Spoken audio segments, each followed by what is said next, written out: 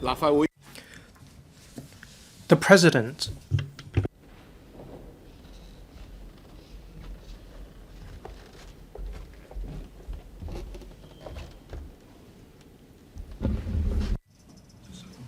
Questions. Question 1. Mr. Chan Hak-kan.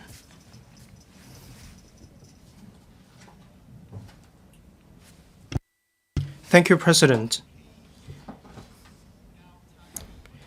President, the first phase regulation of disposable plastic tableware and other plastic products will commence on the 22nd of next month, prohibiting the sale of specified disposable plastic tableware and the provision of such tableware to takeaway customers, as well as the provision of 9 types of disposable plastic tableware to dining customers at catering premises, and banning the sale and free distribution of a series of disposable plastic products. In this connection, will the government inform this council? 1.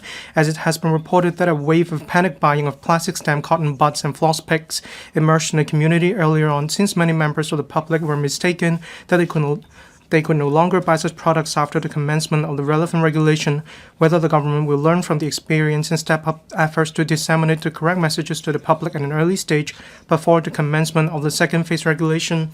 2. As it has been reported that some operators of small and medium eateries are worried about an increase in their operating costs as a result of the need to shift to non-plastic tableware for the purpose of going plastic-free, whether the government has gained an understanding from them of the implication of going plastic-free on their operating costs, and assessed if eateries shift to paper or bamboo tableware will in fact lead to another kind of wastage. If it has, of the details including the extent of the increase in their operating costs, if not the reason for that.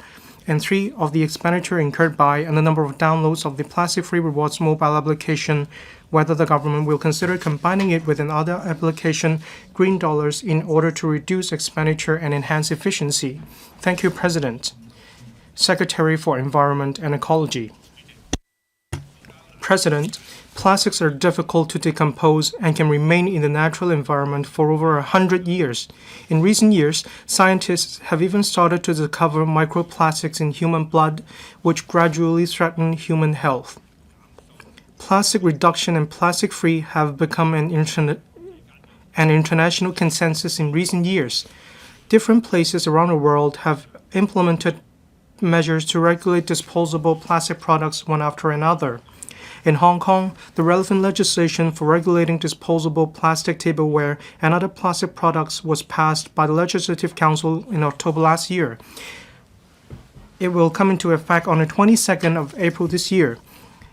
The entire scheme seeks to regulate disposable plastic tableware and other plastic products at source and from their supply. The new legislation is therefore not targeted at the general public.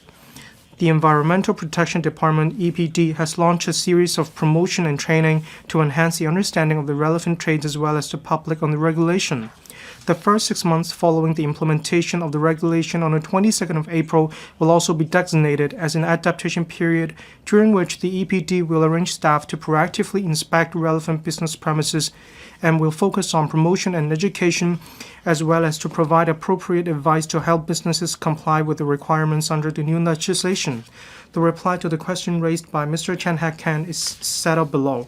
1. To let all sectors of society understand the content of the regulation, our promotion and education efforts are not only targeted at specific trades, but also at the general public. We have launched a Cut Plastic Use thematic website, which provides one-stop information for the public and the trades, including information on the legislation and the various options of alternatives to plastic products. In addition, starting from the 1st of February this year, we have released the relevant information through various channels, including television and radio, etc. This is to enhance public understanding of the regulation. We are aware that there are some misconceptions and concerns on the regulation in society. In this connection, the EPD has taken proactive and prompt actions to clarify via various government websites and social media platforms, created infographics to address common questions from the public in a lively and easy-to-understand manner, and has also established a hotline to address inquiries from the public and the trades. For the trades, we've been maintaining close liaison with various trades and providing appropriate assistance and support. Since different trades have various concerns about the details of the regulation, since January this year, the EPD has been organizing a total of around 50 online and offline training sessions targeting different sectors to provide comprehensive and focused training. We will wait until there are sufficient alternatives available in the market before the implementation of the second phase of the regulation. There is no implementation timetable at present.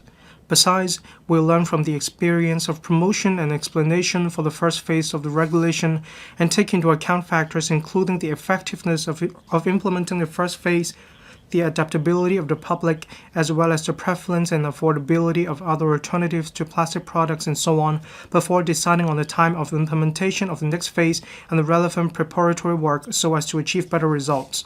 2. When determining the types of disposable plastic tableware to be regulated, the government has fully considered whether the supply of relevant alternatives is mature, available, and affordable. Based on the recent market data collected, the prices of non-plastic straws, stirrers, knives, forks, spoons, and plates are now comparable to those of ordinary plastic tableware. Many restaurants and eateries have already switched to non-plastic tableware even before the regulation comes into effect. To assist the trades in procuring compliant alternatives, we've engaged the Hong Kong Quality Assurance Agency, Hong Kong QAA, to establish a green tableware platform, the platform, early in January 2022. Currently, the platform has enlisted more than 60 tableware suppliers and more than 720 compliant non-plastic tableware products verified by the Hong Kong QAA.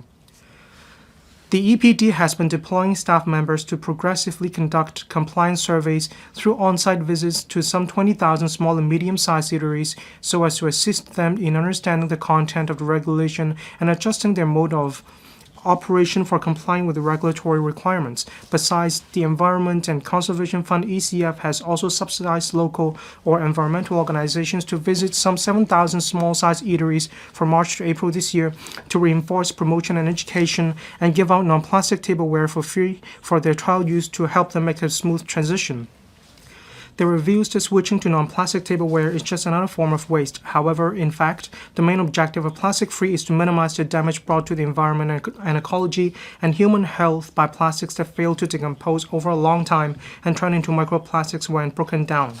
Non-plastic materials such as paper and bamboo will not cause the problem of microplastics. Of course, the government will also continue to encourage the public and eateries to actively use reusable tableware and promote waste reduction and recycling through different publicity and education campaigns. The development cost of the Plastic-Free Rewards mobile app is $1.4 million, as at end February this year, the number of downloads of the mobile app is around 3,000. Plastic-Free Rewards has collaborated with the Green Dollar mobile application to allow the public to convert electronic stamps to Green Dollar points or Green Dollar e-coupons through the Plastic-Free Rewards mobile app for redeeming reusable tableware sets or other daily commodities of the Green and Community Network. There are around 20,000 times of stamp collection and gift redemption via the mobile app. Since the number of downloads of the Green Dollar mobile application has reached 500,000, we will explore merging the Plastic-Free Rewards mobile app with the Green Dollar mobile application in order to expand its coverage and also allow the public to practice waste reduction and go plastic-free in a one-stop manner. Thank you, President. Mr. CHAN Hak-kan. Thank you, President. I have to thank the Secretary for taking on board our reviews. That is to explore the merging of the Plastic-Free Rewards mobile app and Green Dollar in order to save costs. From municipal solid waste charging to going plastic, there are many specific implementation details and questions that have appeared. Despite the government's efforts on publicity, there's a lack of depth, although there is enough breadth. Many small and medium-sized enterprises are not clear about the implementation details of the scheme. So, in the introduction of green policies, there are many difficulties. I'd like to know whether the administration has taken stock of the implementation of green policies, that is, when it comes to the publicity. How can the administration allow the public to better understand these policies and make them easier to understand? President, Thank you, President. Secretary. Thank you, Member. Earlier on, we have MSW charging, municipal solid waste charging, and this time round, we have going plastic free. We have taken stock a lot of different experience. To allow the public to understand the contents of the schemes, we need to do more than TV promotions as well as leaflets. We'll see how we can, in the future, allow the public to participate in the schemes, and I believe this will be better. Going back to the practice of going plastic free, above all, small and medium-sized restaurants and eateries need to understand the scheme. So, we understand that the previous publicity was not sufficient, so we have already arranged for 20,000 visits to small to medium-sized eateries and 1,000 odd shops selling these products. We will explain the scheme on site for example, where they can purchase these alternatives. We consider this a better method. As of now, some 80% of the SMEs haven't started preparing for the transition. Some 20% have already started the transition preparatory work. In due course, we'll see whether they run into any difficulty in identifying alternatives in due course. We believe the support will help them in the transition to going plastic free. Mr. Robert Lee. Thank you, President. In order to go green, and in order to reduce the use of disposable plastic tableware, many restaurants have taken different measures. For example, customers can bring their own tumblers or cups, hence a lower price on the drinks. The takeaway milk boxes can be reused, so can the cups, and so on. This way, we can reduce plastic use as source. That is, how can the administration encourage more eateries to adopt this practice? Secretary. Thank you, Member. We are working on two fronts. First of all, a couple of years ago, the EPD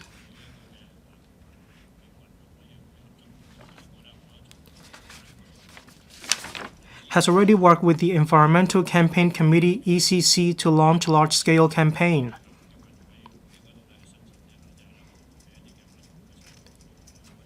Reusable tableware can be sourced in order to join the relevant campaign. The ECF is inviting some organizations to work on a scheme. The scheme is to work with different takeaway platforms to promote reusable meal boxes. They can work with restaurants and eateries. When the takeaway meal boxes are given to customers can actually return these boxes to the restaurants. The promotion of reusable tableware. We will try to understand the difficulty, and we will also assess the adaptability of the public. We'll take stock of the scheme I mentioned just now to see how we can expand the coverage. Mr. Tommy Chung. Thank you, President. I've been in the political sector for 20-odd years. The secretary is the one that I have worked with the best. Well, I didn't see eye to eye with the previous secretaries. A couple of months ago, I was kind of worried, and I discussed with the secretary. MSW charging and other schemes, these schemes are problematic. I wanted to ask the secretary to postpone the scheme of going plastic free, but then the Secretary actually postponed the MSW charging scheme. That is to provide breathing space for the industry. There are difficulties in the trade. When the Secretary was serving as the Undersecretary, well, Mr. Tommy Zhang, I'm about to ask my question.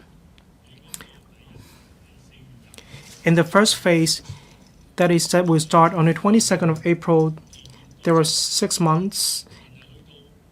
It's good that you are going to meet with many restaurants and eateries, but then you have to visit some smaller size eateries as well. I hope that you will give verbal warnings, or you should even ask them to visit your websites to check where they can purchase reusable tableware instead of prosecution. This will be a better method. Secretary. Thank you, Mr. Tommy Zhang, for your comment and question. I fully agree. In the adaptation period, we visited 20,000 restaurants and eateries. There are some who are not prepared yet. We will also visit them to see how we can assist them.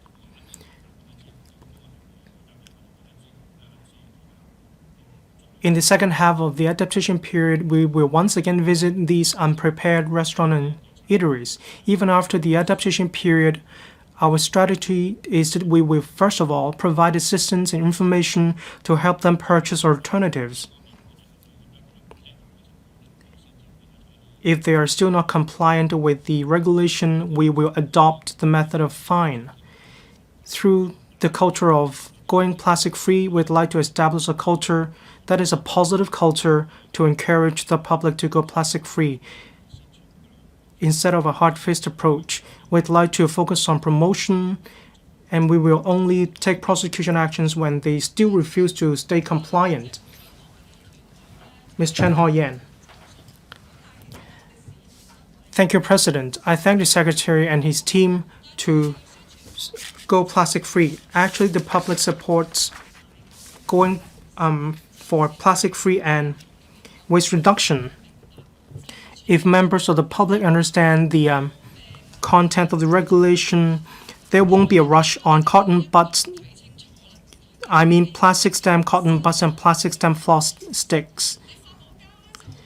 Expanded polystyrene EPS tableware are not allowed, but then plastic tableware is allowed. Sale will also be allowed. This is exactly what the public don't understand. Hence the wave of panic buying. Ms. Chen Hao-yan, please ask your question. In your future publicity in the Bills Committee, you promised that you would step up publicity, but then you are just going to visit restaurants and eateries. How can you enhance public understanding so that they will have a clear idea what they can purchase and what they can use at catering premises? Thank you, member. In my main reply, I touched upon the fact that we reduce plastic use at source and from suppliers. Basically, the regulation does not target the public, so the public does not have to be worried. That is what they can buy, how they can stay compliant with the law. They do not have to be worried. Whether in supermarkets, in pharmacies, whatever they can buy, they are still within the law. Even if in exceptional circumstances, that is when they purchase prohibited products, they are still not against the law. We target suppliers and we reduce plastic use at source. So we have already belabored the point that the public does not have to be worried. The target of the scheme targets the source and suppliers, so members of the public do not need to be worried. But of course, we will try to disseminate the messages through different channels so that the public do not have to worry because of this, because they would not be on the wrong side of the law. Mr. Peter Shiu. Thank you, President. Secretary, the purpose is to go plastic free. But this piece of legislation does not forbid people from importing tableware, including online buying or online shopping, when they continue to purchase plastic products on Taobao. And the norm is that Hong Kong citizens go to the mainland and import some tableware back into Hong Kong. So how will your scheme help the green culture in Hong Kong? Have you assessed the impact on the retailers in Hong Kong? Have you done any of these assessments? Secretary, regarding the first point, that is to go plastic free, this is not what only we Hong Kong are doing. The mainland is working on this as well. The mainland has already banned the use of EPS milk boxes as well as other schemes to reduce plastic waste. Macau last year already started regulating disposable plastic tableware. So this is not only happening in Hong Kong. In other places, probably they can buy plastic tableware from elsewhere, but as I have already explained, they do not have to worry. They are not the targets of the regulation. The purpose of the regulation is to reduce plastic use gradually. In special circumstances, when citizens bring disposable plastic tableware into Hong Kong, that will not cause a significant impact on society, so the public do not have to be worried. What question is left unanswered? No assessment. Secretary, anything to add? Just now, I already mentioned that this practice is actually being done in other places around the world as well. So, on a level playing field, the impact on the Hong Kong retail industry will not be significant, and there won't be a significant impact as well. Question 2, Dr. Wendy Hong. In 2018, the government announced that it would maintain the supply ratio of 70-30 between public rental housing (PRH) and green farm subsidized home ownership scheme (GSH) and other subsidized sale flats (SSFs) under the long-term housing strategy. There are views saying that as the supply of SSFs is still much lower than that of PRH even with their production resumed after a 10-year moratorium, some sandwich class people who are ineligible for PRH and cannot afford private housing can only live in subdivided units. PRH tenants aspiring for home ownership can hardly move up the housing ladder. In this connection, will the government inform this council? 1. Whether it will consider adjusting the supply ratio of PRH and GSH to other SSFs to 50-50 to ease the government's financial burden and address the public's keen demand for home ownership. 2. As there are views that given the interchangeability between PRH and subsidized sale housing, the quality of these two types of housing is almost the same, whether the government will review the principle of interchangeability to enhance the quality of subsidized sale housing. And 3. As there are views that building more PRH may not always be advantageous because some people deliberately control their income in order to be eligible for and live in PRH. And the PRH, with a substantial amount of land and financial resources required for its construction and operation, is a heavy burden for the government in the long run. Whether the government will study formulating an optimal proportion of PRH in the overall housing supply and setting a ceiling on the supply in the long-term housing strategy. Secretary for Housing.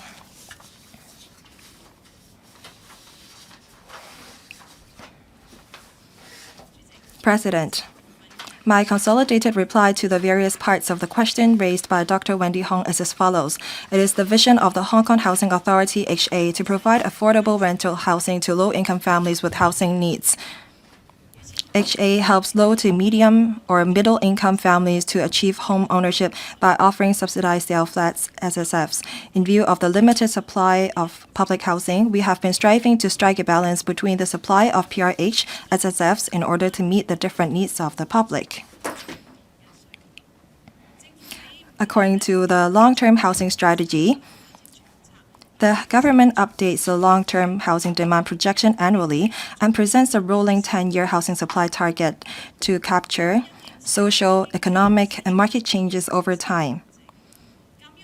and makes adjustment where necessary. Given the persistent shortfall in the supply of public housing in the past, with a view to strengthening policy effort to meet the housing needs of the public, the government revised the public-private split of new housing supply from 60-40 to 70-30 in 2018, and maintained the ratio between PRH, Green Farm Subsidized Home Ownership Scheme, GSH, and other SSFs, for example, Home Ownership Scheme, at 70-30. The current term government increases land and housing supply through streamlining procedures and enhancing coordination of interdepartmental work. Through various measures to enhance speed, efficiency, and quantity, the government has been speeding up land creation for housing in the coming 5 years that are from 2024 to 25 to 2028 to 29. It is estimated that the traditional public housing's production will be about 142,000 units. Coupled with some 30,000 additional light public housing units, the overall public housing supply will reach about 172,000 units, with an increase of about 9% as compared with that in the preceding 5 years period at 158,000 units. In addition, we have also stepped up efforts to combat tenancy abuse to ensure that the precious PRH resources are allocated to those in need. As for SSFs, we know that there is a strong demand from relevant groups. The government has all along been assisting the low to medium income families to achieve home ownership through overall planning, supply, and financial arrangements. Firstly, HA has been striving to enhance the housing ladder by offering SSFs and launching various schemes, including HOS, GSH, the Private Subsidized Sale Flat Pilot Scheme, the White Farm Secondary Market Scheme, and the Starter Homes for Hong Kong residents, and so on, to provide framework that bridges the public housing and private housing markets.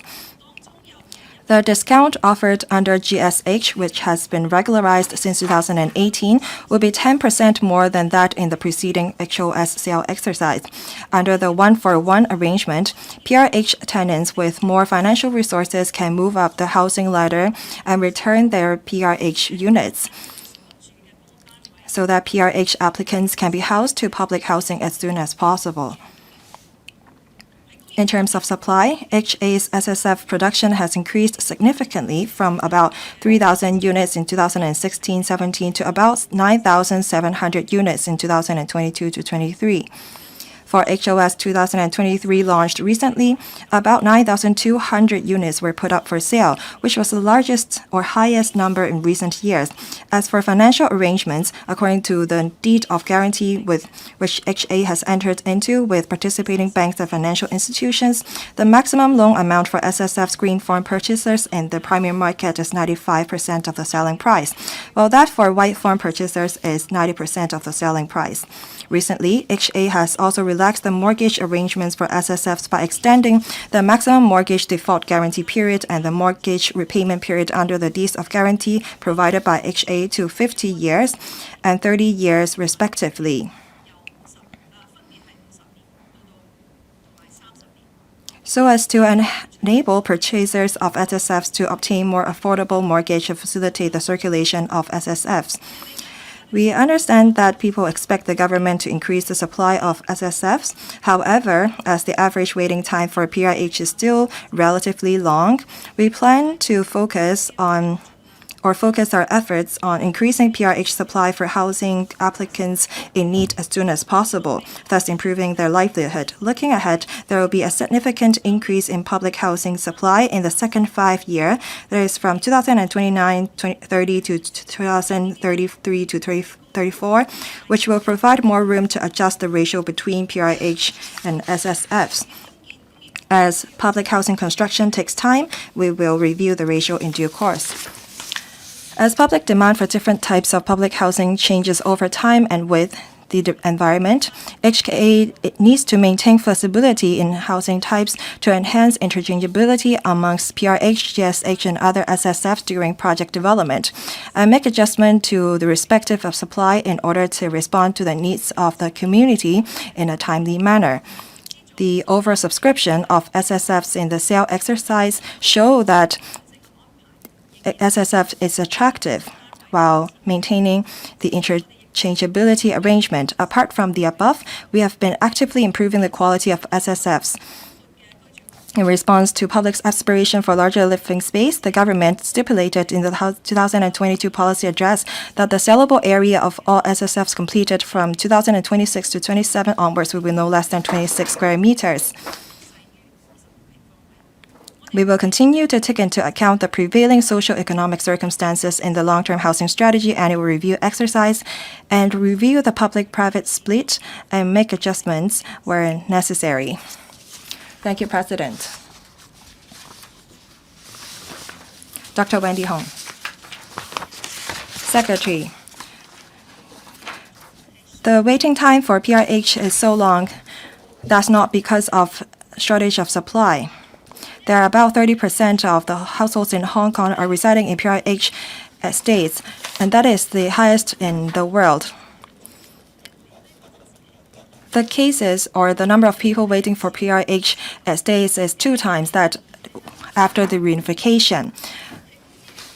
A CEO of company shared with me that there was an employer or employee in their company who is aged 25.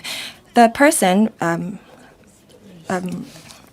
resigned and lived with their family because they wanted to get hold of a PRH estates. It seems that our resources are focused on building PRH estates. PRH has become the best option for people to get hold of a flat. A lot of people control their income in order to be eligible for a PRH unit.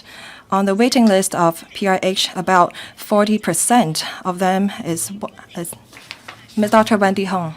Please put your questions. The average age is 30 years old. 40% have tertiary or university level of education. It seems that our housing policy have created demand for PRH and twisted the career. Dr. Hon Wendy Hong, please put your question.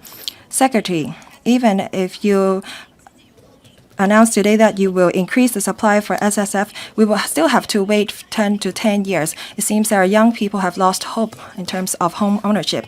When will you consider the needs of the sandwich class people and give hopes to young people who want to own a home? Secretary.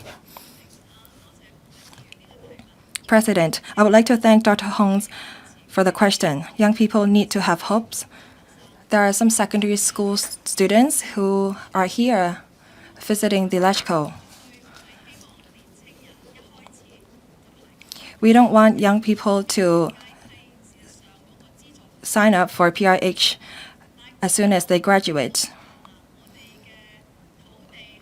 As we understand, because of the town planning procedures, funding procedures or proposals submitted to the LegCo, because of various reasons, they were disrupted, and that affected the 5-year supply of our housing, in particular public rental housing. This term of the government is determined to create land and increase supply of PRH and SSFs for families in need. We will increase supply. As for the supply of private housing, we have abundant of that. But for the coming 5 years, we have to tackle the problems that have accumulated.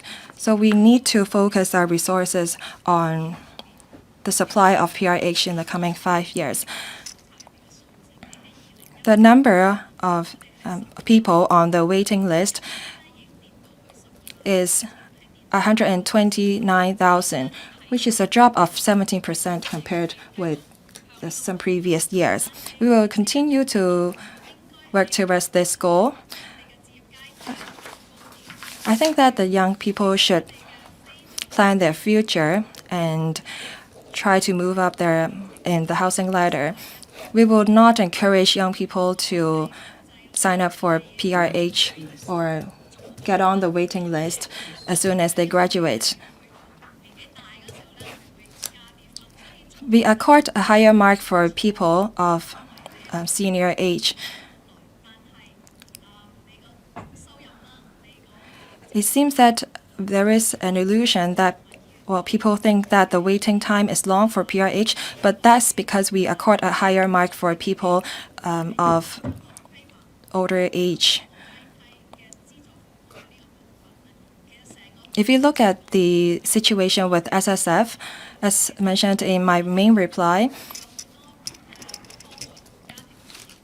we have a lot of measures to help families get hold of an SSF flat. For example, we extend the maximum mortgage default guarantee from 30 years to 50 years. And we have also extended the mortgage repayment period. All these measures will help households or families who want to purchase a flat. Over the long run, we will continue to increase housing supply for PRH. In the next 5 years, we will have room to adjust the ratio as mentioned by Dr. Hong. Thank you. Mr. Lee Chang-kan. President, as mentioned by Dr. Hong, it seems that we have restricted our development by providing so many PRH housing. It seems a lot of young people prefer to be paid by cash, and they try to work part-time just to be eligible for a PRH flats. This affects our tax revenue, and this affects the young people's aspiration to achieve upward mobility. So does the government have measures to cope with this? For example, we will make reference to the Singapore on their housing policy to relax the income restrictions for PRH or SSFs so that we can create a comprehensive housing ladder? Secretary. Thank you, President, and thank you, Mr. Lee. We have 9,200 HOS that is put up on sale. We have started home projects.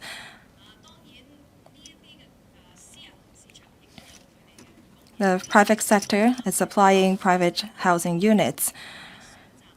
So we do have different options for people with aspirations of home ownership.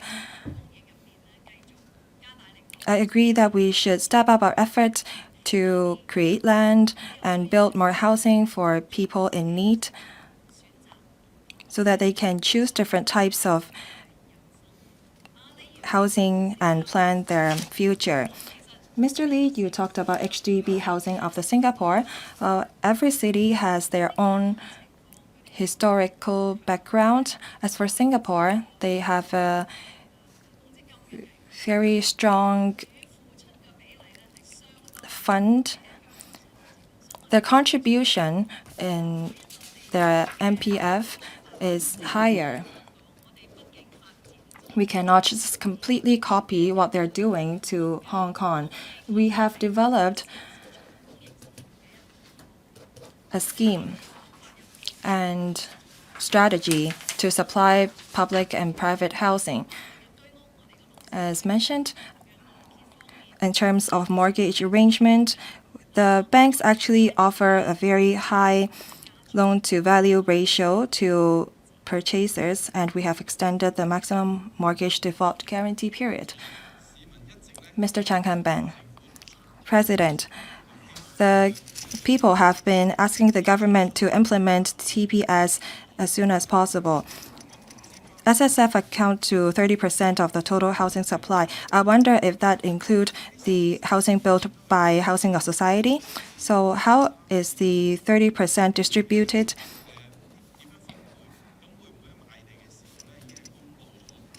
Will the government announce the ratio when they are putting up land for sale? Secretary. Thank you, President, and thank you, Mr. Chan. For the SSF offered by Housing Society, that falls under the 30 in the 70 to 30 ratio.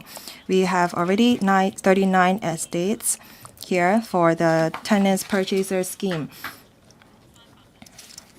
80% have been sold, about 17% that have not been sold. For the tenants residing in the flats that have not been sold in the TPS estate, after they pass away or have purchased the SSF, we will put those flats up for sale in the HOS scheme. For example, there are 400 of such flats sold in the sale exercise this year, and we will continue to do that. We will continue to review the management issues to see if there is any room for improvement. Dr. Teck Chi-yin, what question has not been addressed? I was asking TPS private sector participation scheme if they will be announced. I think you have finished with the question. Anything to add from the Secretary?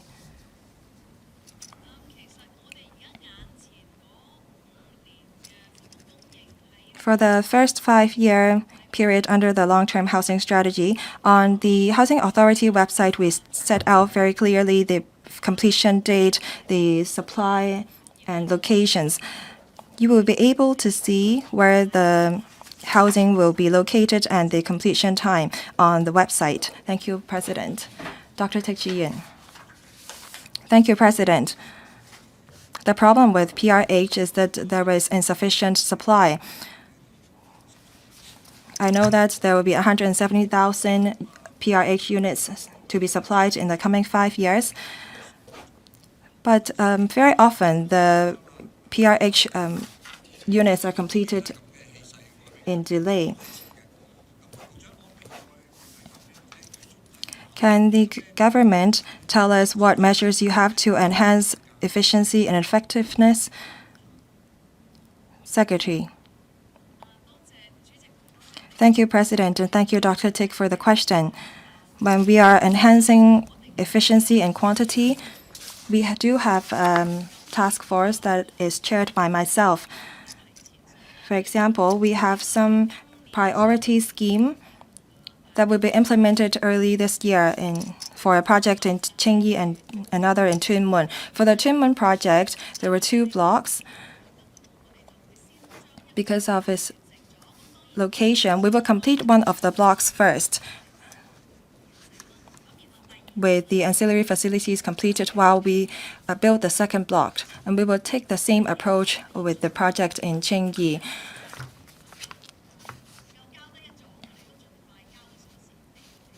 We try to let people complete their flat intake as soon as possible. I would like to thank the government departments for helping. For example, Water Supplies Department, CEDD, Fire Services Department, DSD, and so on.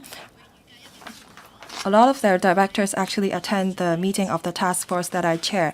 We target to solve the problems before even they arise. I would like to thank the FSD. They have established a dedicated team to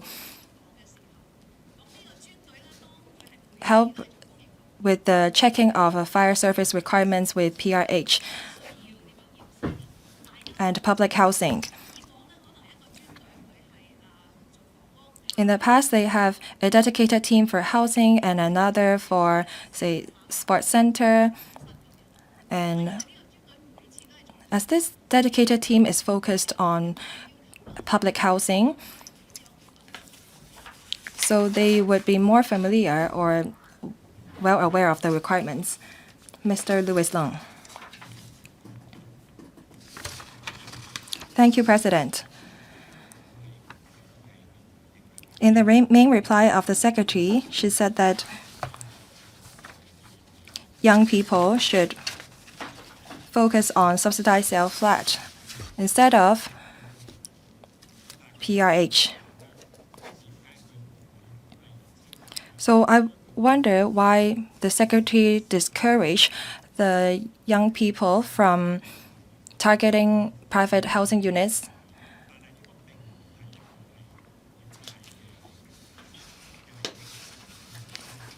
I have some declaration of interest to make, but actually we're not just targeting our own interest, but we want the young people to have some higher aspirations.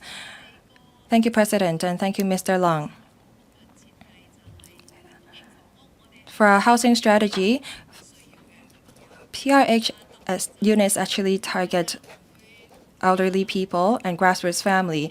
After the senior citizens are retired, they don't have income.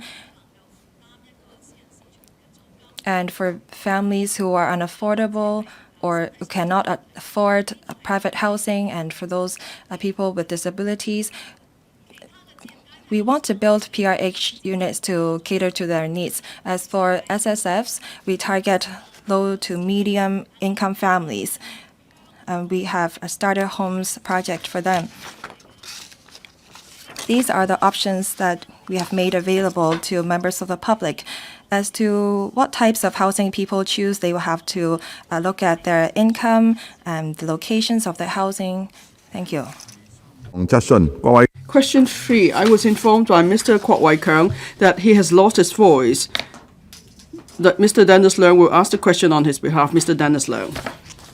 President, regarding measures to enhance occupational safety and health (OSH) at construction sites, will the government inform this council 1. Whether it will consider introducing for contractors a demerit point system whereby demerit points will be allotted to contractors who are found to have breached OSH-related requirements during safety inspections, and the demerit points accumulated by the contractors concerned will be taken into account in evaluating their tenders submitted for public works projects, and the tendering qualifications of contractors whose demerit points have exceeded the specified limit will be suspended so as to enhance deterrence. 2. As it is learned that individual contractors have implemented on their own marking schemes for workers, under which demerit points will be allotted to workers who have breached safety rules at construction sites, and workers whose accumulated demerit points have reached a maximum limit may be suspended from work, and it has reported that the Construction Industry Council (CIC) will standardize the relevant criteria for allotting demerit points and implement a safety performance scheme in the first half of this year. Whether the authorities will make it mandatory for all contractors to participate in the scheme, and 3, as a number of major infrastructure projects will commence in Hong Kong, and according to the construction expenditure forecast released by CIC in July last year, the total construction expenditure of the construction industry in Hong Kong will range from $240 billion to $375 billion per annum from 2022 to 23 to 2031 to 32. Whether the authorities will proportionally increase the expenses spent on OSH-related measures to raise the OSH awareness in society as a whole.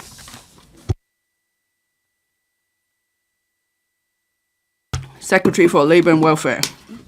President, the government attaches great importance to site safety. The Labour Department (LD) has been closely monitoring the level and trends of occupational safety and health (OSH) risks in various industries. Pursuant to the risk-based principle, LD formulates and adjusts strategies for inspection and enforcement, publicity and promotion, as well as education and training to uplift the occupational safety and performance and health performance.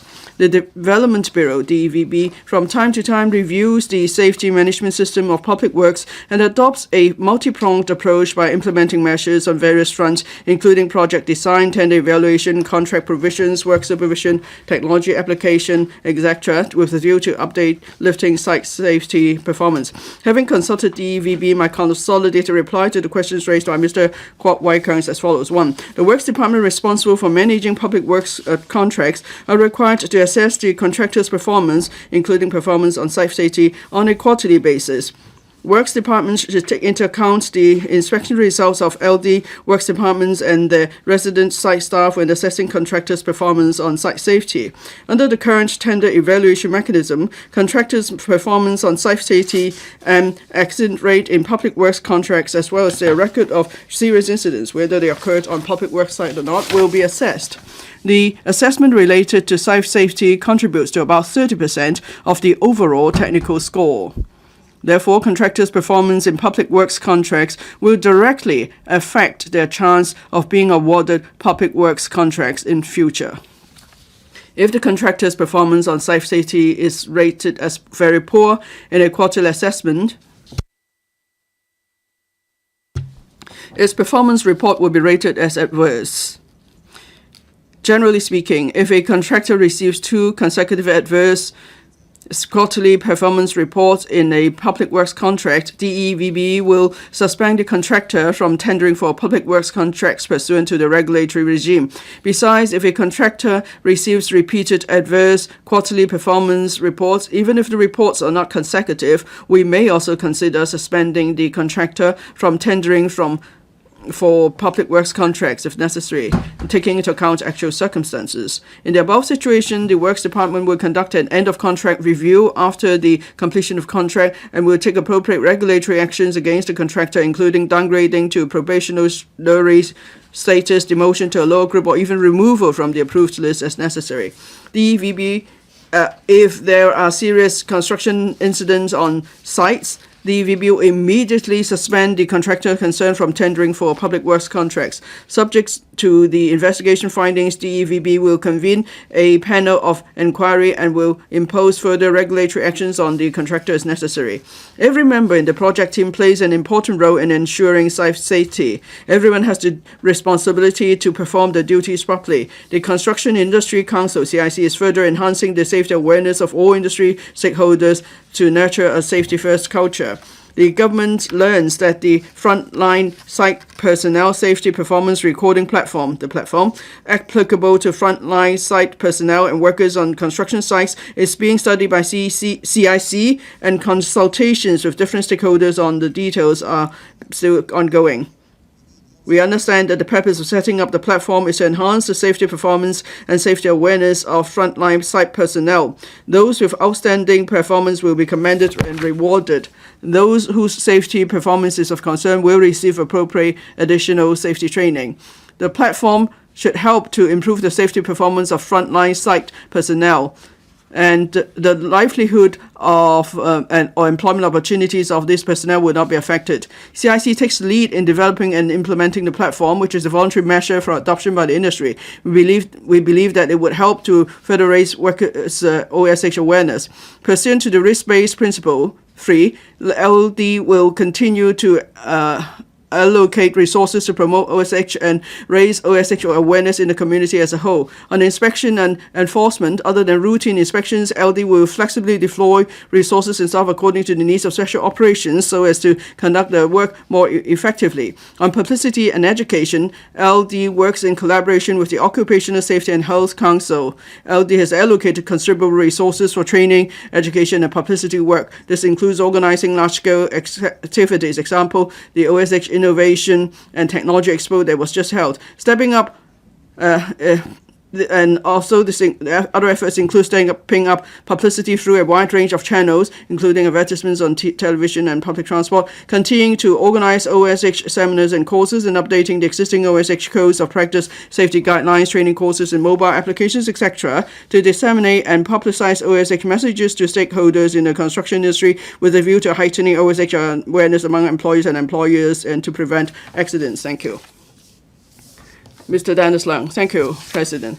Now, on occupational safety, the government and workers in the industry all agree that one accident is one too many. But then the CC is going to launch this frontline site personnel safety performance recording platform, but it's only limited to major construction sites. Now, if a worker has all his demerit points taken off, there's a chance that he won't actually just receive training. Instead, he will have to move on to other smaller projects or private projects. So how can the government step up its supervision to make sure that the entire construction industry could take part in this platform so that the safety awareness of workers could be successfully raised with a view to preventing accidents in future? Secretary for Development. Now, because it involves the CIC, now the Development Bureau and CIC have a close working relationship, so perhaps I'll take the question. There are individual sites in which the contractors, on their own volition, introduce a demerit point system for workers, because when it comes to safety on site, it's the responsibility for everyone on site. Now, we want the arrangement to be standardized, and that's why CIC is in discussion with the industry to come up with a uniform standard for a fair and just demerit point system. The government thinks this should be encouraged, but then the primary consideration is that if workers are doing well, they should be rewarded. And for workers who are not doing as well, well, mostly we want them to receive further training because we want their performance to improve in future. But at the same time, it serves a bit of a deterrent effect because if a worker has to take training after work, of course, this is a kind of deterrent to them. But then we stress a point in our discussion with CIC. We don't want the demerit system, point system, to affect the employment prospects of workers in the industry. In other words, the demerit points should only be limited to the particular construction site for assessing the performance of the workers on that particular site. That's the first point. Secondly, before CIC launches the system, we would like to encourage the industry to make better use of our smart site safety system, SSSS. That means on a construction site, technology should be applied to help with improving site safety. So only if the SSS is in place, then we move on to talk about regulating the performance of workers. Because eventually all sites have to adopt the 4S system. So for now, we like to encourage construction sites to adopt the 4S system first before we introduce this demerit point system. Mr. Ben Chan, President, I think the government does attach great importance to industrial safety. Now, often we hear that contractors involved in serious accidents on construction sites are suspended from tendering for further projects. But of course, we need to have sufficient measures to ensure safety. It's not just about talking about or penalizing people to improve safety. Now, for public works, we often see cases that a tender is awarded to the lowest bidder, and sometimes the price is so low, so the contractor tries to cut costs. So will the government review this arrangement for ultra-low bidders win? Because in other places, they will take out the highest and the lowest bidders, and then this is to make sure that there are sufficient measures on ensuring safety. So will the government review its tendering process in terms of bid awarding? Secretary for Development. Now, you're talking about the tendering system for public works projects. Now, the current system is never that the lowest bid wins, because with public works projects, that's a technical score and a score on the price. For the technical score, that accounts for 40 to 50% of the total score. And in the past, we have introduced a new system. When we receive tenders, now the total score, that is the technical and the price score, may be the highest. But then if we find that the tender price is unreasonably low, then we would not award the contract to this tenderer. In fact, in the past, it's happened before. Sometimes we may not always go for the lowest bidder, even though the bidder may have the highest score. In the past few years, on contracts awarded for public works projects, about 40% of the bids are not the lowest that's been awarded contracts. So that means in our system, we don't just look at price. In recent years, we will also see whether it's effective to leave out the lowest bids, and we'll monitor the effectiveness of this measure. Dr. Loy Kwok. Now, in some contractors introduce the demerit point system, but then it doesn't apply to all workers, but only frontline workers, including managers, whose duties are related to construction safety. So this system's actually worked. But of course, we can't rely just on measure 2 to improve construction site safety. We need to enhance the safety culture on construction sites. That means we need to have better management, and we need to use new technologies. Now, the 4S system, that is the site safety, a smart site safety system. With this system, we can use technology to monitor real time the status of workers. Analysis could be conducted once and actions could be taken as necessary. For example, if a certain personnel is near dangerous zones, then there will be immediate warnings. So I wonder if the government will actively promote the 4S system, at least for the larger work sites with complex conditions. The 4S system should be introduced. So would you consider promoting the wider use of the 4S system in construction site management? Secretary for Development. Now, Dr. Low mentioned the 4S system, that is the Smart Site Safety System. Now, for public works projects, if the value is about $30 million, and that's most projects, there's a need to include the 4S system. And in the past years, we've been encouraging construction sites in the private sector to also install the 4S system. Now, there is an Innovation and Technology Fund for the construction sector, so we make use of the fund to encourage contractors to seek subsidy from the fund in procuring the 4S system. And then for different site contractors, we also prepare quotations for different choices of the 4S system to facilitate the procurement. Of course, we can see that there's still room for more sites to use the 4S system. In the near term, we would like to launch a labeling system together with CIC. If the 4S system is adopted in a particular construction site, then on the site or on the reference web page, there will be a label to say that this site is using the 4S system. So without a label, that means the site is not using the 4S system. And then you can imagine the Labor Department or other related departments will probably give more attention to these construction sites. We hope that we're actually thinking about some sort of public statement. This is a way to encourage construction sites in the private sector to use the system.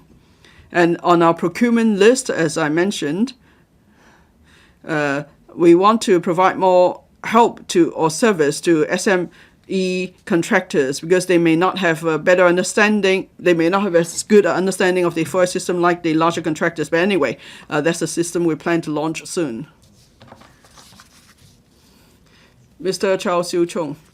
Now, if there is a uniform safety platform, it's like you providing standard parameters and standards for products. But when workers are not products, there must be a reason why there's unsafe practices. So sometimes you have to observe on site to see who's in the right and who's in the wrong. For example, a worker is wearing a safety helmet, and then he has to poke through a cable at a corner, but then his safety helmet got his way, so he asked his supervisor what he should do, and the supervisor said, well, find a way out on your own. So should the worker then take off his safety helmet? So we're going to launch this recording platform. How can we make sure that the recording is fair? And what if there are workers who have points deducted in an unfair manner, and at the end he's not hired by anyone in the industry? Then how do we ensure fairness? Secretary for Labor and Welfare. I think Mr. Chow Siu Chung is probably thinking about the workers, so I'll reply to this question.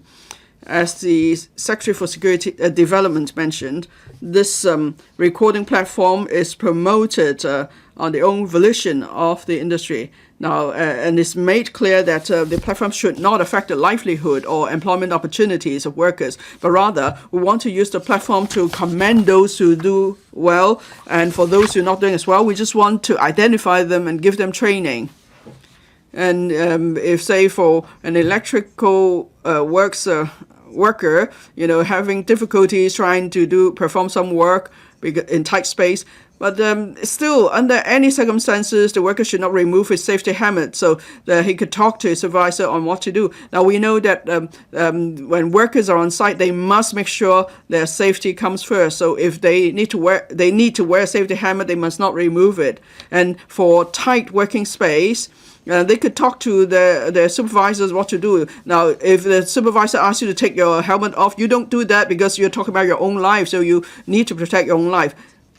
And I'm sure workers know very well what's safe and what's not safe to do on construction sites because they've all received safety training. They know they need to wear a safety helmet at all times. Even on TV APIs, we made it clear that workers must first look after their own safety. So then there's always a way to carry out the work. There are ways to work around, I'm sure. Mr. Rock Chen. Now, in Mr. Xun, in the main reply of Mr. Xun, he mentioned the amount of work the government's done in enhancing OSH awareness. Now, there's a singer by the surname Ng. He produced a short video of him working on the construction site, and then it's very popular. So would the government consider working with celebrities of KOLs to produce short videos? They can put the videos on their platform, and then that may help to enhance OSH awareness in the community. Which public also will reply. Well, thank you, Mr. Rock Chen, for your suggestion. We're actually moving in that direction.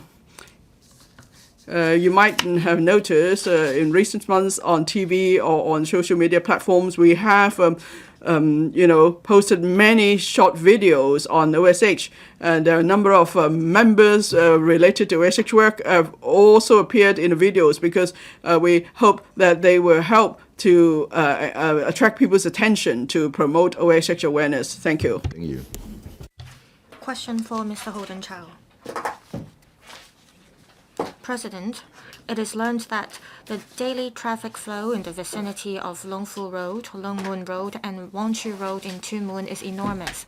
There are views pointing out that due to the future development needs of Tuen Mun West, which include bringing in advanced manufacturing industries and modern logistics industries, the traffic flow of goods vehicles in particular is expected to increase substantially and will bring about an even greater traffic load for the aforesaid roads. In this connection, will the government inform this council? 1. In order to ensure that the future traffic needs of the multitude of new economic industries in the vicinity of Lung Ku Tan in Tuen Mun West can be met, whether the authorities will conduct studies and assessments on the traffic carrying capacity of Lung Fu Road, Leung Mun Road, and Wong Chu Road, if so, of the details, if not, the reasons for that. 2. Whether it has plans to build a new trunk road or a green mass transit system for connecting Tuen Mun East and Tuen Mun West, if so, of the details, if not, the reasons for that. And 3. Whether it will consider substantially lowering the tolls of the Tai Lam Tunnel after taking over the tunnel in 2025 so as to divert the heavy vehicular flow from Tuen Mun Road, if so, of the details, if not, the reasons for that. Secretary for Transport and Logistics.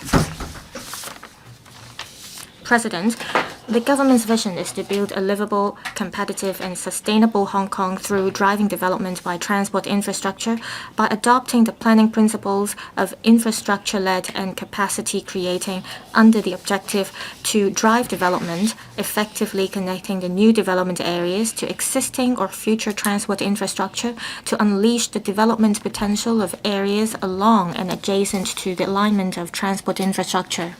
The Transport and Logistics Bureau promulgated the Hong Kong Major Transport Infrastructure Development Blueprint in December 2023, which formulates a planning framework for the city's future transport infrastructure development and outlines a strategic railway and major road networks which can meet the transport and logistics demand up to 2046 and beyond. Taking into account the available planning data on land development, the blueprint has duly considered the transport and logistics demand brought about by population growth, employment and economic activities in the northern metropolis, Kau Yi Chau Artificial Islands and other major planned development areas, and prioritized the projects based on traffic analysis.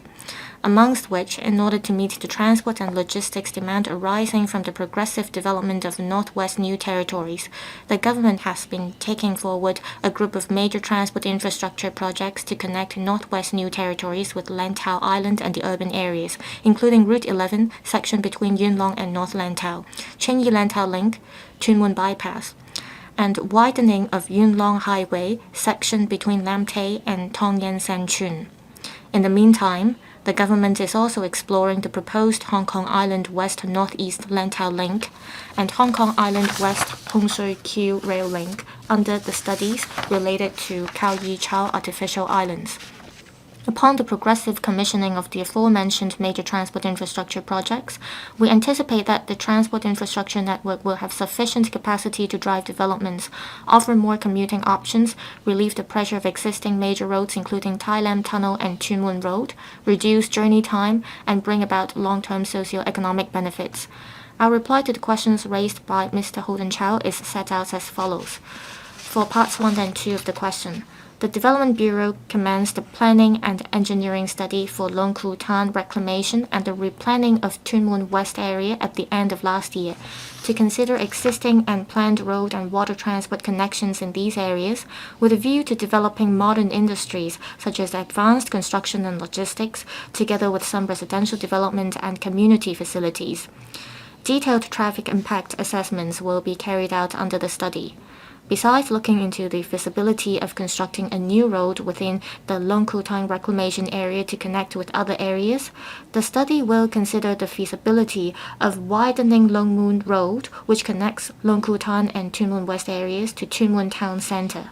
The connectivity of Long Kwu Tan and Tuen Mun West with existing and planned road and railway networks, including the proposed Route 11 and Tuen Mun Bypass, and the feasibility of extending the Hong Kong Island West Hung Shui-Kiu Rail Link as proposed under the Chow Artificial Islands project to Tuen Mun West from Tuen Mun East. The Development Bureau expects to put forth initial land use proposals for Long Kwu Tan reclamation and the replanning of Tuen Mun West by 2025. More concrete associated traffic improvement proposals will be suggested by then for public opinions. Part 3 of the question. As for the Tai Lam Tunnel, the Build, Operate, Transfer franchise will expire in May 2025, after which it will be taken over by the government to become a government tunnel. The Transport and Logistics Bureau and the Transport Department have set up an interdepartmental working group to carry out the necessary preparatory work for the takeover of the tunnel, including the preparation for setting up HKE toll facilities in order to launch free-flow tolling service as soon as the government takes over the tunnel. The government is also reviewing the future toll levels of the Tai Lam Tunnel and will take into account the relevant factors such as traffic management needs, the capacity and capability of the road network in the vicinity, as well as the impact to the alternative routes, etc. Road pricing is an essential traffic management measure which can effectively regulate traffic and optimize the use of limited road space. At present, although motorists can use the free Tuen Mun Road as an alternative route, the traffic flow of the Tai Lam Tunnel during peak hours is at a very high level, with the utilization rate of the tunnel exceeding 80%. Therefore, we need to set the toll levels of the Tai Lam Tunnel judiciously so that they will not induce excessive additional traffic flow which will cause traffic congestion and affect the traffic conditions of the tunnel and its connecting roads, in particular the Teng Khao Bridge, which is already very busy. We will review the toll levels of the Tai Lam Tunnel in the light of the latest traffic data and consult the Legislative Council in mid-2024 on the takeover arrangements as well as the toll proposals for the tunnel. Thank you. Mr. Holden CHOW. President, last year I submitted a proposal to the Development Bureau to connect Tuen Mun West and Tuen Mun East. We need to have the mass transit system and we have to have the penny base station. We have been waiting for a long time for this. To cope with the problem, well, Tai Lam Tunnel will be taken over by the government next year in May. My question focuses on Long Mun Road, Long Fu Road, and Wan Chu Road. In order to make good use of the reclamation area in Long Ku Tan in the future, we have to tackle the traffic congestion issue. Apart from widening existing roads, would there be other measures to improve the traffic condition on Long Fu Road, Long Mun Road, and Wan Chu Road? Thank you. Thank you for the question, Secretary. For Wan Chu Road is one of the busiest road sections in the area. We understand the problem. Every day when I commute to work, I look at my mobile phone to monitor the traffic congestion issues across the territory. There are a few sections on Wan Chu Road. The Tuen Mun Town Center, as well as the Wan Chu Road, is one of the sections. I have heard members' views. To tackle the issue, we have to wait for Route 11. Currently, from Lantau to Tuen Mun, well, we have published the notice in Gazette to upgrade that part of Route 11. Are there any medium-term measures that we will put in place? Well, I'll give you some examples of work we have done. For instance, around Tuen Mun Town Center near Tuen Mun Garden,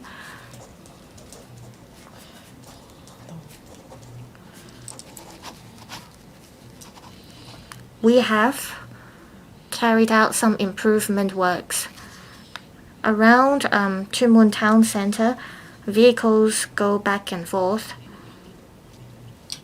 In the middle of last year, we did some traffic management measures. And also from Tuen Mun to Chap Lap Kok Link around Long Fu Road last year, at the roundabout, we added the number of traffic lanes to 3 to mitigate the traffic congestion issue. From Tuen Mun Road to Wan Chi Road, there are alternative routes that motorists can use. For instance, to further north, we have Cheng Tin Road. Through Maincam Road, they can go to Tuen Mun Chap Lap Kok or Long Ku Tan. We finished some widening works in 2022 and around Shakpai Road and Wushan Road. There will be works to be completed by phases. There are lots of underground facilities or utilities, and we'll have to make sure that all those issues are settled to commence the relevant works. In Tuen Mun, on Wan Chu Road, and there is a connecting road around Fu Hoi Road and Long Fu Road.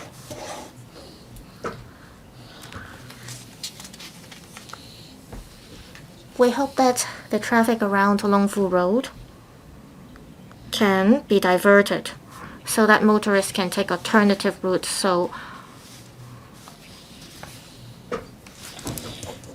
starting from the 1st of October to the end of last year, we made a gazetto. We would take forward the works gazetted in an orderly manner. These are the short and medium-term measures that we are going to take. Mr. Michael Luke, traffic congestion in Tuen Mun has been getting more serious. There have been some improvement measures from Long Fu Road to Cheng Wan Road. Well, the relevant works, that means the connecting road will only be completed by 2029. A lot of local stakeholders have views about the design of Route 11. apart from connecting it with Lam Tay, can there be slip roads that can be connected to Tuen Mun Chap Lap Kok link? Also, there is the issue with toll levels of Tai Lam Tunnel. Hopefully, by lowering the tolls, traffic can be diverted. In its reply, the administration has taken a conservative approach.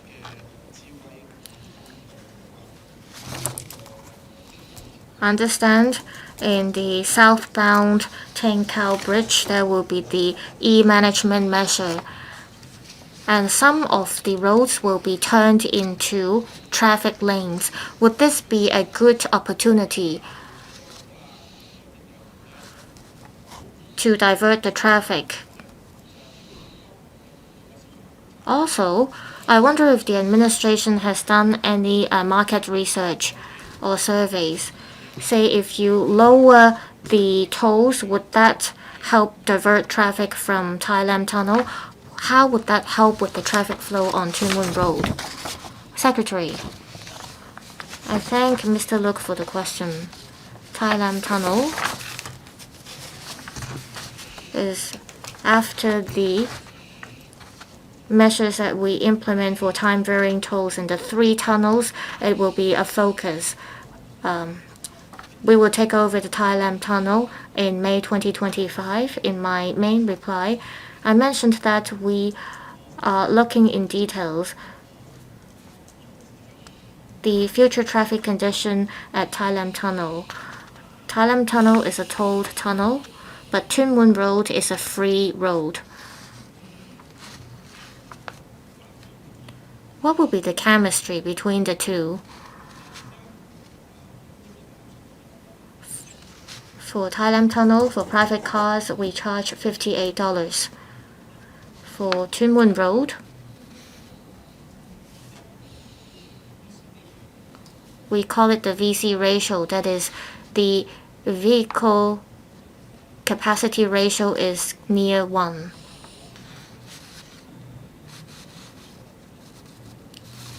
When the VC ratio reaches 1.2, it means that there is a serious traffic congestion. So we have to tread carefully.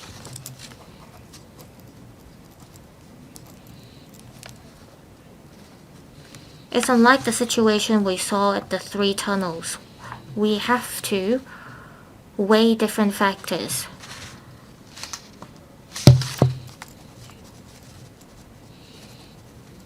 Toll levels may affect motorist behaviors. So this is what we will consider as we conduct the survey. Mr. Leung mentioned about the electronic management measure at Teng Khao Bridge. So would some road shoulders be able to be used as traffic lanes? Well, this is one of the measures we have put in place to enhance the capacity of the road.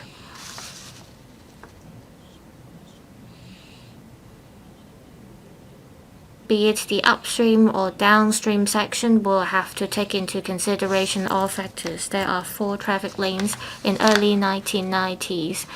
When we built the Teng Khao Bridge, the road shoulder was designed to be a wide one. It was a new attempt back then.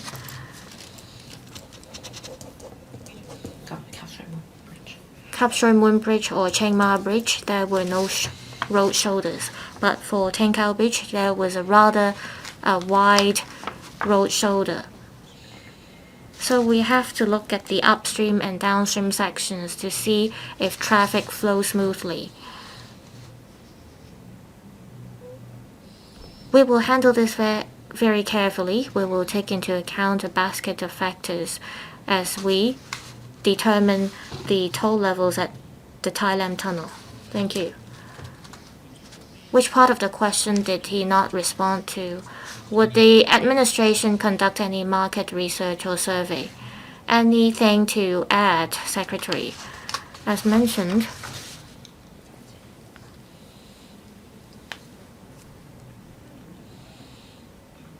motorists may be sensitive to the toll levels, and we are studying that. Thank you. Mr. Gary Zhang. In his main reply, Secretary mentioned that the traffic flow of the Thailand tunnel during peak hours is very high.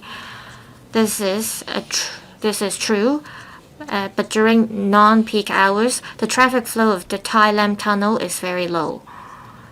Would the government consider implementing time-varying toll system after it has taken back the Thailand tunnel? Secretary. I thank Mr. Zhang for the question. If you look at the experience we had with the 3 tunnels,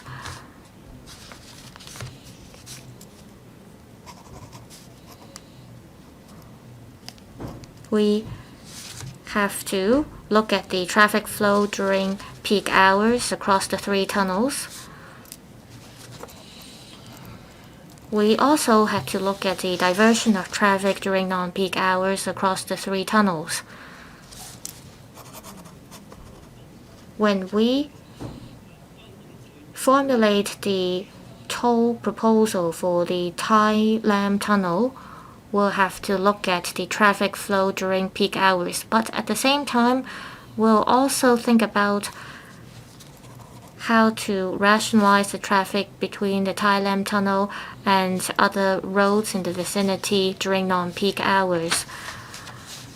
This is one of the things that we will look at as we determine the toll levels. Thank you. Mr. Lam Chun Sing. President, I'm worried that after the light public housing project is completed, there will be traffic congestion in Siu Lam, so we'll have to make good use of the Thai Lam Tunnel to divert traffic.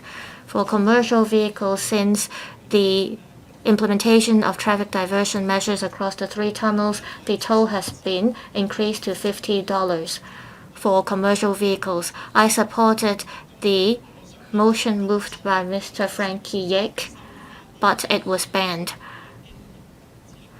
So, after you take back the Thai Lam Tunnel next year, will you build a road for commercial vehicles so that these vehicles can use the Thai Lam Tunnel for free, and this will also help divert traffic? Thank you.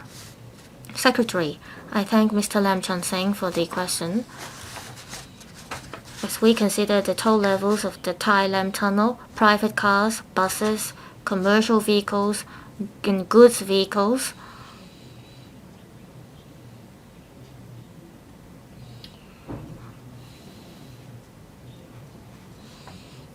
the tolls to be charged for all these vehicles will be considered.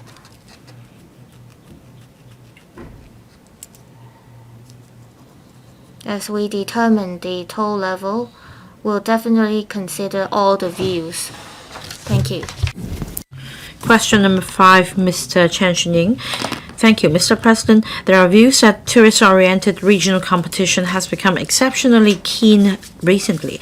Governments of various places employ all means to compete for tourist resources.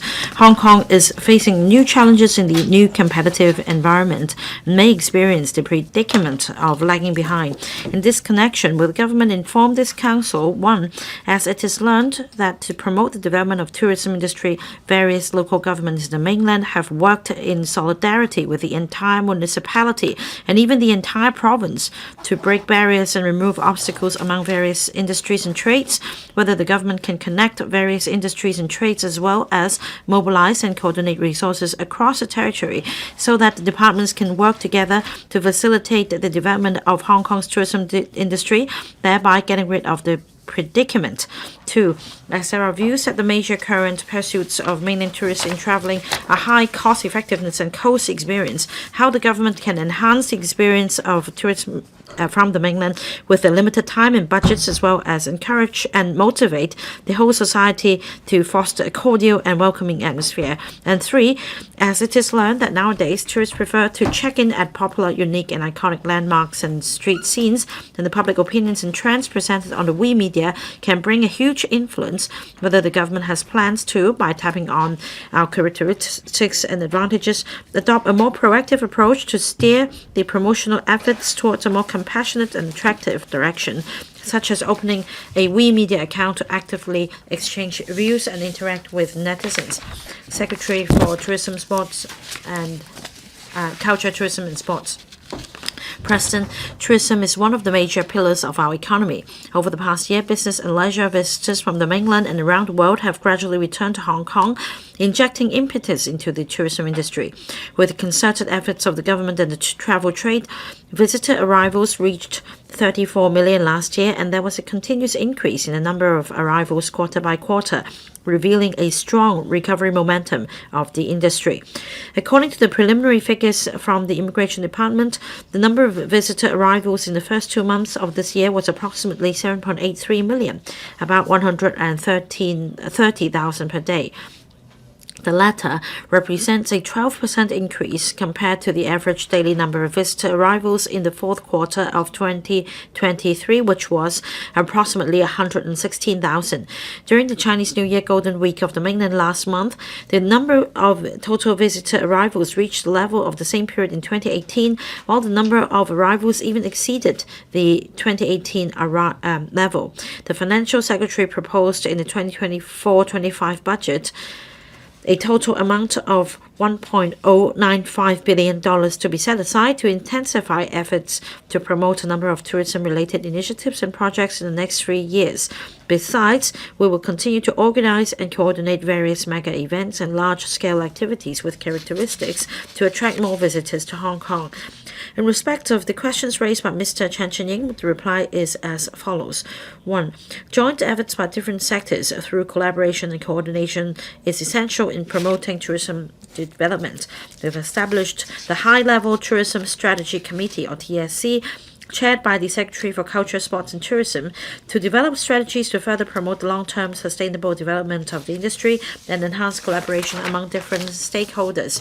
Members include prominent figures and key leaders from the tourism and other related sectors, such as culture, sports, retail, and catering. TSC aims at gathering strategic advice to enhance the speed and quality of development of the industry, as well as fostering integrated development of tourism and other sectors. In promoting mega event economy, the government has set up an interdepartmental mega event coordination group chaired by the Deputy Financial Secretary, with a Secretary for Culture, Sports and Tourism as deputy. Members include representatives from different bureaus, departments, the Hong Kong Tourism Board, and other statutory bodies.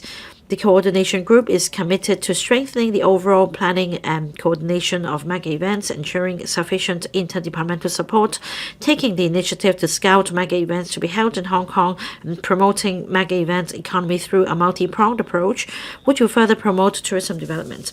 We convene tourism-related high-level coordination meetings as necessary to coordinate matters involving different departments, such as preparation work for receiving visitors to Hong Kong during the golden weeks of the mainland.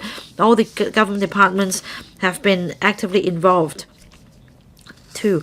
Enriching tourism resources in Hong Kong and providing visitors with new tourism offerings and experiences are of utmost importance. Together with the Hong Kong Tourism Board, we promote new thematic travel experiences anchoring seasonal, festive and mega events, as well as integrating Chinese and Western arts, pop culture, wine and dine experiences, outdoor explorations, active sports and more to cater for the interests of wide-ranging visitor segments while developing immersive, in-depth tourism activities in light of the latest trends. We'll also encourage the trade to launch more tourism products. On developing diversified tourism products, the Tourism Commission will continue to work at full steam to roll out tourism projects such as Cycle Hoi Arts Festival, Design District Hong Kong and City in time. We have organized the Cultural and Heritage Sites Local Tour Incentive Scheme, the Characteristic Local Tourism Incentive Scheme, and Deeper into Hong Kong Creative Itinerary Design Competition to encourage the trade to design more tours. Mega events help attract visitors and enrich their experience. We will organize more mega events to foster a positive ambience in town and attract visitors to Hong Kong, thereby elevating our image. The Culture, Sports and Tourism Bureau has launched Art March as a brand for the first time to promote mega arts and cultural events organized, funded or supported by the government, providing locals and visitors with an enriched artistic journey and generating greater economic benefits through the mega arts and cultural events. Being the world-famous tourism destination and gastronomic capital, Hong Kong's hotels and restaurants are internationally recognized. 2 hotels in Hong Kong were selected as the best 5 hotels among the world's 50 best hotels 2023, demonstrating Hong Kong's excellent accommodation experience to the world. Hong Kong is also one of the cities with the most Michelin restaurants. In Asia's 50 best bars held last year, 8 bars in Hong Kong were selected as the best 50. These would help attract visitors to Hong Kong and further enhance our competitiveness. Besides, following the Professional Quality Tourism Services Pledge launched last year, the HKTB will enhance the Quality Tourism Services Scheme and roll out a new round of promotion that includes promoting or producing a reality show with a TV channel and awarding recognition to the excellent service of frontline practitioners to foster the hospitality culture in Hong Kong by engaging the public and all walks of life. 3. We know travelers' preference is changing. More visitors are expecting to enjoy in-depth experiences, and many of them follow recommendations online to look for authentic local experiences and photo spots. As such, the HKTB invited more than 2,000 trade stakeholders, media, celebrities, KOLs from the mainland, Southeast Asia, and Europe 2023, including the prestigious movie stars from the Hollywood and other regions, as well as bloggers with large numbers of followers on social media platforms such as Xiaohongshu, Douyin, Weibo, and Bilibili, targeting the mainland source market, to come to Hong Kong to experience the diverse tourism features and share the experience on social media to create positive word of mouth and tell the good story of Hong Kong. We have accumulated more than 11 million followers on various social media platforms so far. In the past year, promotion contents on these platforms featured more than 2 billion reach rate. We will continue to promote Hong Kong on various media channels. In addition, we would invite guests to come to Hong Kong to participate in mega events, conferences, competitions to experience Hong Kong's unique characteristics. For example, during the Live Golf professional tour just held, the organizer invited many famous golf players to visit the Hong Kong Palace Museum to taste pun choi and watch a bian lian or face-changing performance to experience our unique traditional culture and the Chinese arts. The golf players share their personal experience on social media platforms, together with the efforts of the board in promoting the events to showcase Hong Kong's unique tourism experience to the world. The CST Bureau will continue to work with the Hong Kong Tourism Board and stakeholders to actively promote the development of our tourism industry, develop our tourism brand, as well as reinforcing and enhancing our status as an international tourism hub. Thank you, Mr. Chan. Well, the administration has provided a detailed reply. I also hope that we'll continue to receive more visitors. However, there are also many same-day visitors. And this is the main choice of Shenzhen, Guangzhou visitors. In fact, this is a new phenomenon and new tourism trend. These visitors are familiar with Hong Kong. They focus on natural nature, scenic trails, and those with unique characteristics. Will the government consolidate the efforts so that you can put all the spots together and attract these visitors to stay behind for longer in Hong Kong so that they can contribute to the economy? Secretary. Thank you, President. Thank you, Mr. Chan, for your question. We attach importance to providing tourists with a wide portfolio of experience. That is why through events such as Deeper into Hong Kong Creative Itinerary Design Competition, we can develop more thematic tours to suit the needs of different visitor segments. As mentioned in the main reply, we are developing new products such as the Art March brand, launched this month, so as to give tourists a new experience, for them to stay longer in Hong Kong, for them to have experience in the different art events in March, as we build a positive ambience. We will continue to develop new products and itineraries for our visitors. We will also develop new brands so as to attract more visitors to come. Ms. Chan Yut-ming. Thank you, President, Hong Kong is a cultural melting pot where the East meets the West. We also have many heritage resources, including Chinese Western religious establishments with a lot of activities. Many mainland visitors would like to go to the temples in Hong Kong, such as the one in Lantau and also the Guanyin Temple in Hong Kong. Many ethnic Chinese Thai tourists would visit the place. We also have many traditional Western churches in Hong Kong as well. My question for the Secretary is this: how will the government further utilize the existing cultural resources to enrich the tourist experience and to provide more check-in spots for tourists so as to enhance the tourism industry's competitiveness? Secretary. Thank you, President. I thank Ms. Chan for her questions. I agree with Ms. Chan. We do have a lot of iconic buildings and places with unique cultural characteristics in Hong Kong that are attractive to visitors. You mentioned some temples and religious establishments. We are happy to liaise with the relevant religious groups and bodies so that these establishments may be open to the visitors and for them to have first-hand experience here. At the same time, we'll also strive to minimize any impact or inconvenience caused to these religious bodies. We will make sure that we'll keep in close liaison. Mr. Michael Tian. Thank you, President. When it comes to tourism, I need to talk about mega events. Around the world, people are talking about the exclusive concert held in Singapore by Taylor Swift. However, we should not underestimate ourselves. We just held the international golf event, Live Golf Professional Tour. Well, many famous golf players gathered here. The event was broadcast live. I also watched the game. Many members here also watched the game. So we had this international event. We had this world-class event, world-class players at this world-class venue. We need all these prerequisites to make it happen. And this event is held at the Fanning Golf Course.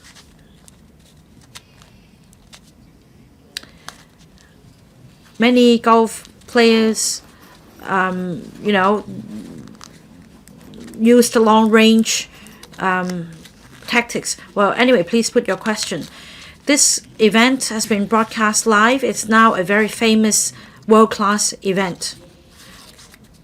The government is going to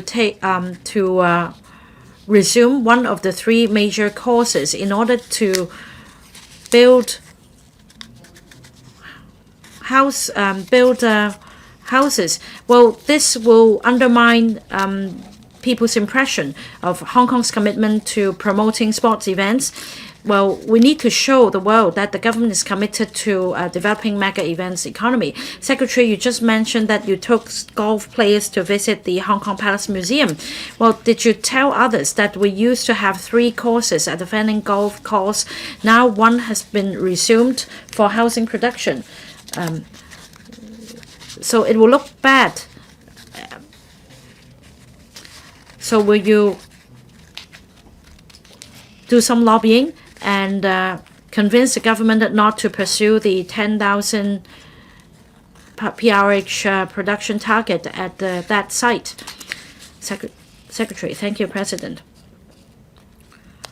We attach importance to different sports and cultural events taking place in Hong Kong. We also support the mega sports events.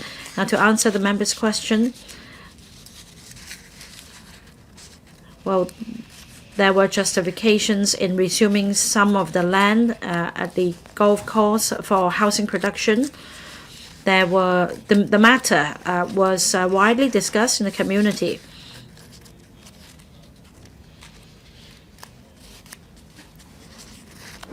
We will give due consideration in a reasonable manner as we take forward planning.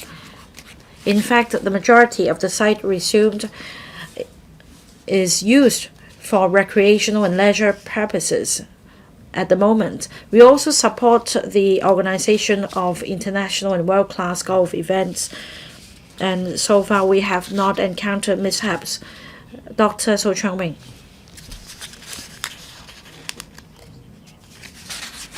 Responding to what Mr. Chan Chun-ying said, that the mainland tourists place emphasis on high cost effectiveness in the cozy experience, and in order to do so, we need to import labor so as to ensure quality of the services. However, the supplementary scheme in relation to the catering industry has yet to be launched. As I understand, some stakeholders have filed applications, and it's been 2 or 3 months. The applications have not been approved. Now, my question for the government is, when are you going to expedite this matter so as to enhance the quality of service in Hong Kong? Secretary, I thank Dr. So for your questions. We're also concerned about manpower support for different sectors.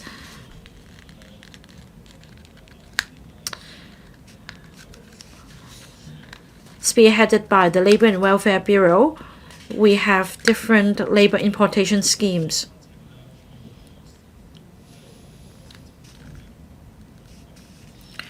In order for an application to be approved, we need the applications to be supported by all the necessary documents. Usually, it will not take long to approve an application, but of course, there is always room for improvement. We also strive to expedite the processing of applications. Mr. Benson, look. As I understand from the administration's reply, the government's strategy to develop tourism is as follows: mega events, more tourism products, and more promotion. That's 3-pronged strategy. I understand that Secretary Yang has actually gone to Qingdao to scout more visitors. In Singapore, they are splurging on inviting mega stars to hold concerts. In Macau, they subsidize visitors to Hong Kong with free ferry tickets and accommodation for them to go to Macau as well. Now, I wonder if the government will provide goodies in the form of subsidies and cash so that you'll be able to organize more mega events and hence attract more visitors. Secretary, thank you, President. Thank you, Mr. Look, for the question. Different places adopt different strategies in attracting visitors, depending on their own circumstances and the availability of resources. As for the Hong Kong SAR government, we also utilize our resources in supporting mega events in Hong Kong. We also provide support to travel agents, such as the various schemes launched, especially during COVID-19 pandemic.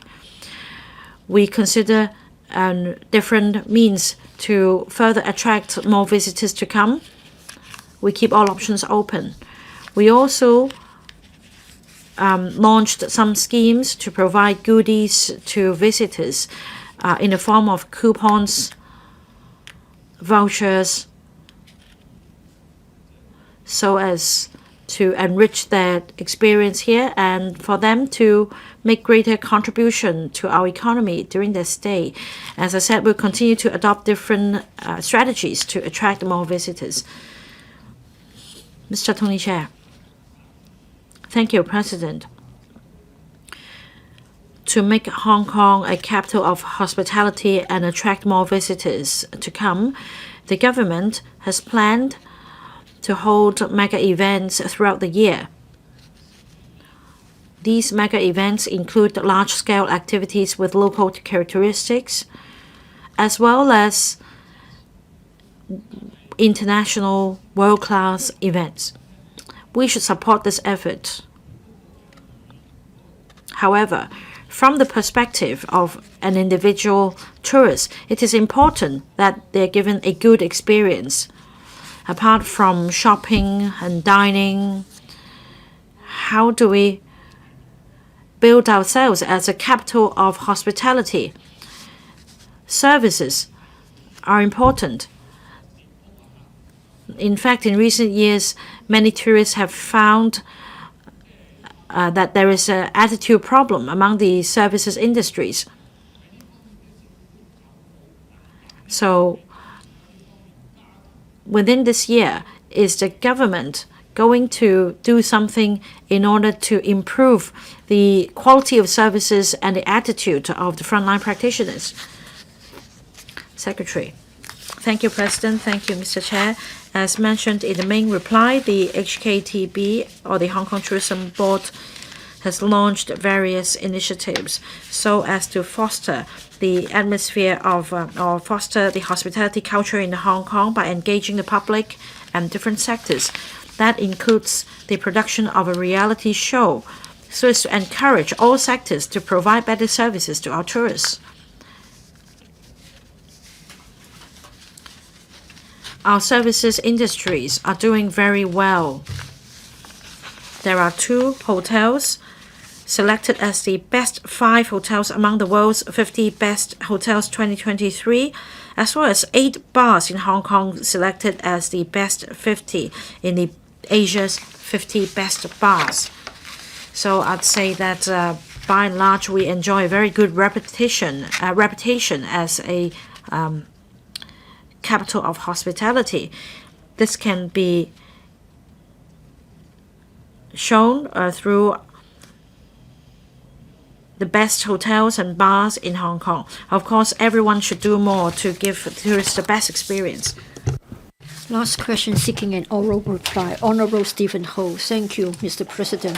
There are views that there are still areas in which the competitiveness of bazaars organized under the Night Vibes Hong Kong and the Day and Night Vibes at 18 districts can be strengthened. In this connection, will the government inform this council? First, as it is learned, at present many bazaar stores only sell pre-cooked dishes or simple food, and there are stringent restrictions in respect of the thresholds for selling food cooked on-site as well as the types of food served, which compare unfavorably to bazaars in the neighboring regions. Whether the government will consider providing stores with more support for the applications for temporary food factory licenses or liquor licenses, or adjusting the overly stringent license requirements so the stores can offer more variety of food and beverages, thereby strengthening the bazaar economy. Second, whether it will integrate the district characteristics as well as local culture and creativity into bazaars, conduct a territory-wide review of areas with potentials for bazaar development, and consider crossover of local culture with international cultures or the cultures of other cities in our country, and assign a dedicated department to coordinate so as to establish bazaars and night markets with cultures and appeal. And third, of the attendance, revenue, and numbers of various types of stores, including stores involving heating up of pre-cooked food, stores involving the cooking of pre-prepared and ready-to-cook food, and stores selling dry goods. In respect of the bazaars under the Day and Night Vibes at 18 districts, how it assess the economic benefits of such bazaars and whether it has revealed the areas that need further enhancement and improvement. Secretary for Environment and Ecology. Mr. President, the government launched the Night Vibes Hong Kong in September 2023. Departments have collaborated with organizations to organize a wealth of nighttime events showcasing local characteristics and attractions. In the first half of the year, the Home Affairs Department HAD organized a series of diverse leisure and cultural activities under Day and Night Vibes at 18 districts. Such activities involved bazaars like Temple Street, Endless Authentic Encounters, and celebrating the Year of Dragon, Chun Wan Lantern Festival Bazaar, reflecting that bazaars can have flexible positionings and content to suit different objectives and themes. Besides, community organizations also organize different types of bazaars from time to time. In response to Honorable Ho's question, after consulting the Culture, Sports and Tourism Bureau, CSTB, and the Home and Youth Affairs Bureau and the Security Bureau, my reply is as follows. First, the government have all along been facilitating the organization of bazaar activities and offering necessary assistance to the applicants. At present, stores in a bazaar only need to fulfill certain basic requirements for safeguarding food safety and public health, like whether the venue has electricity supply and suitable food storage and washing facilities. To obtain a temporary food factory license from the Food and Environmental Hygiene Department, FHD, for cooking food from raw materials and selling of food and beverages. Depending on the specific venue facilities, a vast diversity of food and beverages can be sold. For example, souffle, pancakes, oyster omelette, and grilled oysters were sold at the Kwun Tong Night Market in the Year of Dragon. The FHD also provides a one-stop service to assist applicants to refer application materials to different departments for processing in parallel, so as to facilitate and expedite the application process. Regarding temporary liquor licenses, the police proactively contacts the applicants to explain the license application procedures, the documents required, and provide professional opinion on venue safety and crowd control. This is to ensure public safety and order, while facilitating the organization of different activities. Stalls have been providing alcoholic beverages in bazaar. For example, the sale of craft beer at the Waterfront Carnival in Wan Chai. Second, in terms of infusing district characteristics and local culture and creativity into bazaars, the day and night vibes at 18 districts activities organized by the HAD mainly aim to provide the public with a wide range of cultural and leisure events and to showcase local diversity or traditional cultural connotations in various districts so as to promote a vibrant atmosphere. These activities take various forms, like bazaar carnivals, artwork exhibitions, musical performances, and sports experiences, etc. According to the CSTB, if bazaar organizations are interested in inviting local art groups to perform at bazaars, they may reach out to the latter through their bureau and the Hong Kong Arts Development Council. Arts groups and artists may also apply for subsidy from the Hong Kong Arts Development Council to perform at different venues, including bazaars. Whether bazaars would be infused with local culture and creativity depends on the preference, management arrangements, and interests of the bazaar organizations. It also depends on whether the performances or shows of the art groups and artists are suitable for the relevant bazaar venues. As for bazaars organized by different community organizations, the Environment and Ecology Bureau coordinated the updated version of the Resource Handbook for Bazaar Application, which was issued last January, covering how to identify suitable venues and apply for the hiring of government venues, like those under the Housing Authority, Housing Department, Leisure and Cultural Services Department, and Lands Department, to facilitate interested organizations and persons to have an easier grasp of the relevant application procedures and information. Third, under the day and night vibes at 18 districts organized by the HAD, a series of activities have been rolled out progressively since last January this year. The activities are diverse in forms and content, and bazaar is but one of the forms. As of the 6th of March 2024, 8 activities had bazaar elements. The activities successfully boosted the vibe in the community and attracted many citizens to visit, take photos, and enjoy the festivity. General feedback from the stalls have been positive, indicating a high patronage. For example, the one in Kwun Tong recorded 800,000 visitors in 23 days, the one in Wong Tai Sin had 114,000 visitors in 3 days, and the one in Yuen Long had 120,000 visitors in 3 days. Store operators of the bazaars generally expressed satisfaction with their sales, but then had not disclosed actual profits due to commercial considerations. The themes, scale, and duration of the bazaars vary, with the number of stalls ranging from over 20 plus to about 120. Most of the stores sell dry goods, though some also sell cooked food. As of the 3rd of March 2024, the FHD has issued a total of 111 temporary food factory licenses to such bazaar stores for the sale of food and beverages, including food cooked on site from raw materials or ingredients and pre-prepared food, etc. Thank you, President. Honorable Stephen HO, thank you, President. We need to commend the SAR government for making it so much better when organizing the Night Vibes Hong Kong and hosting the bazaars. The question is, the citizens would like to say that we want more. Well, I think we share the same concept. I've been checking all the bazaars. Usually they close at 9 p.m., at most 11 p.m.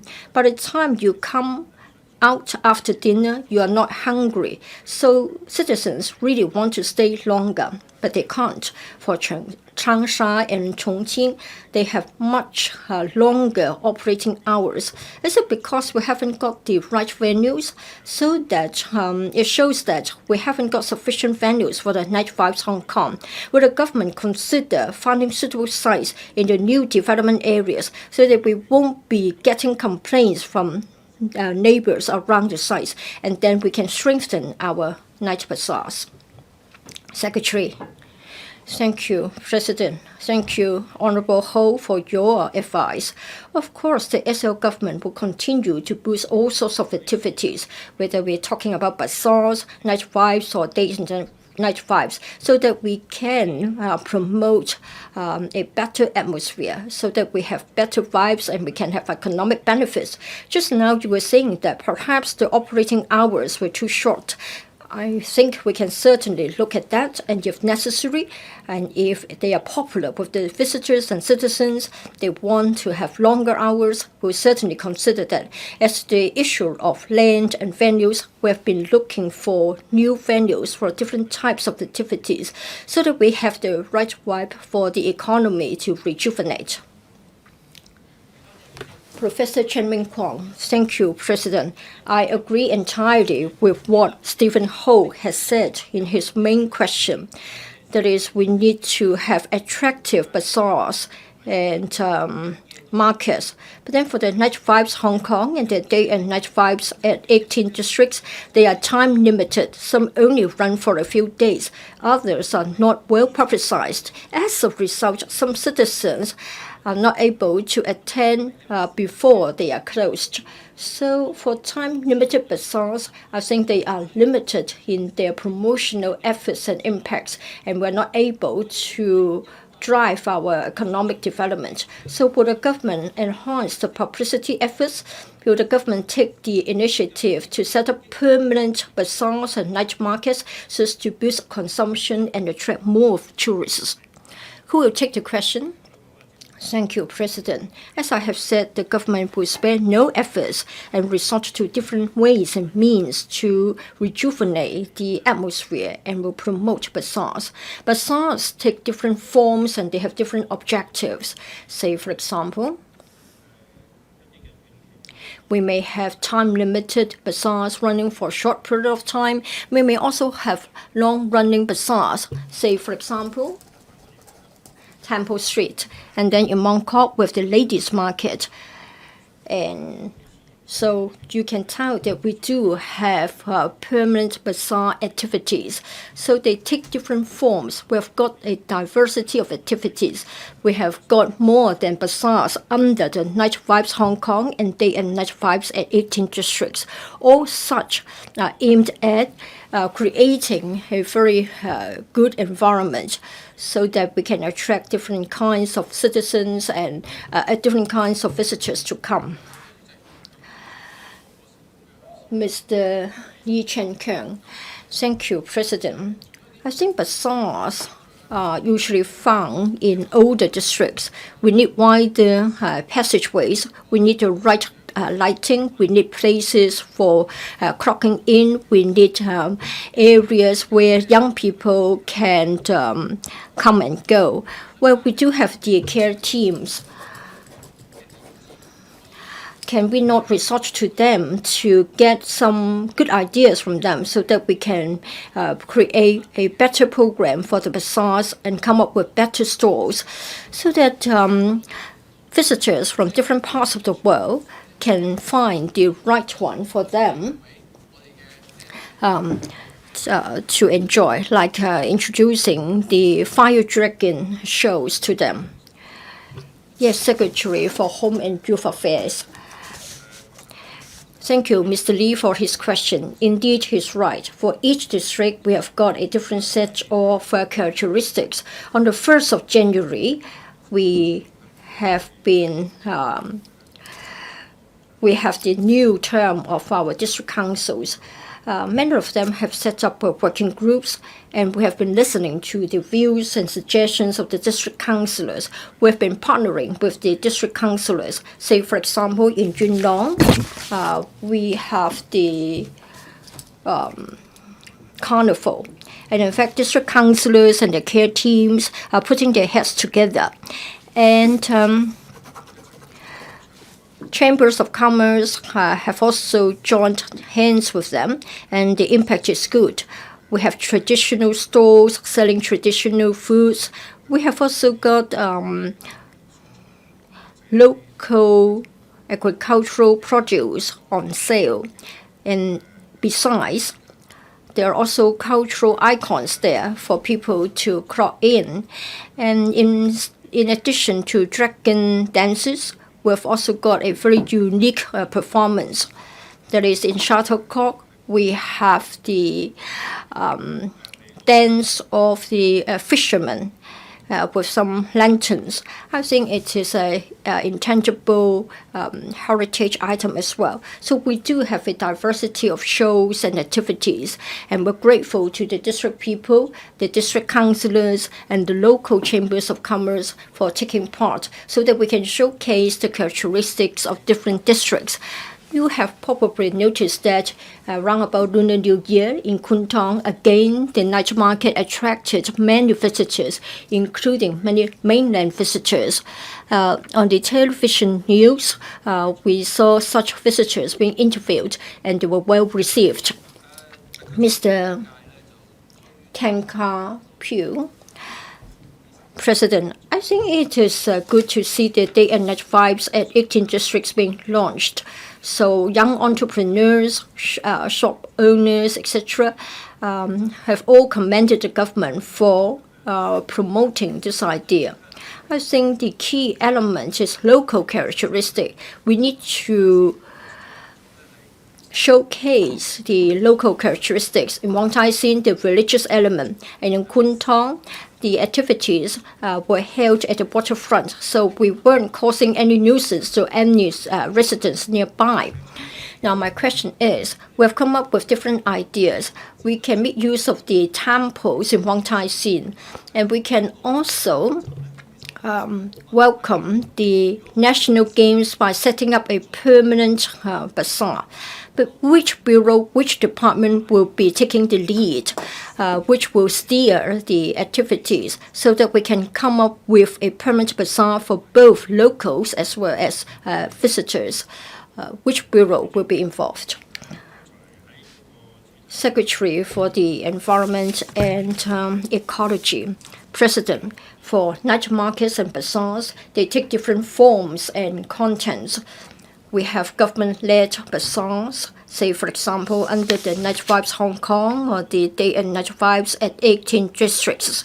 Other departments, for their own objectives, have also organized some other markets and bazaars. I can cite an example. Say, for example, under the Agriculture and Fisheries Department, we have a market for agricultural and fisheries products. Other departments may also hold bazaars for public education and publicity objectives. So departments will come up with their own ideas in accordance with their purposes and objectives. The Farm Fest organized by the Egg and Fish is one of the examples. So we have also come up with the guidebook or the resource handbook for bazaar application to help applicants understand better ways to apply for the stores, etc. So we have been supporting the applicants. Within the government, we have got different departments having their own bazaars and markets so as to meet their own objectives. For community organizations, they can refer to our resource handbook for bazaar applications. Ms. Doreen Kong, President. in the central, Samshepo, and Hong Ham, we have got bazaars selling antiques and jade items, etc. I think you will support such. In Tokyo and Vienna, they will try to make it professional so that they have free markets in different cities. And in fact, they are widely publicized on web pages for tourists. So it is a question of promoting free markets. So are you going to set aside sites for such free markets to be set up to attract the tourists? Secretary, I thank the member for her question. In Hong Kong, we actually don't ban such activities. This isn't a policy on the part of the SA government as far as free markets are concerned. But then we need to make sure that street cleanliness and environmental hygiene are upheld. Therefore, to us, what we want to encourage is follows. That is for free market-like activities to be sort of regularized so that they are part of the regular stores in the market.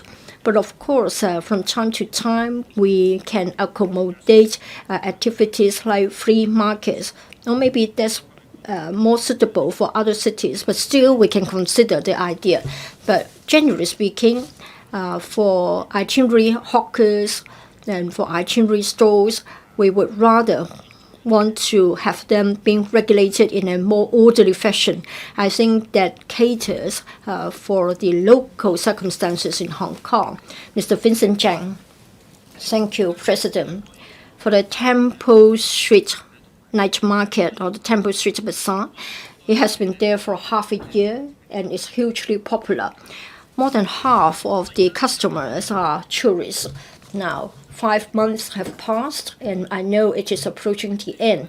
Would you consider extending the duration? Others have also come back with the feedback that other than selling food from the stores, what about the shops selling souvenirs on either side of the street? Can they also be rejuvenated to attract the tourists and the visitors? Secretary. Well, for the Temple Street Bazaar, the Hong Kong Tourism Board as well as the Culture, Sports and Tourism Bureau joined hands to run that project. I'm sure they have listened they heard your suggestion, and in the light of the experience, they will consider ways to enhance it. Mr. Duncan Chiu.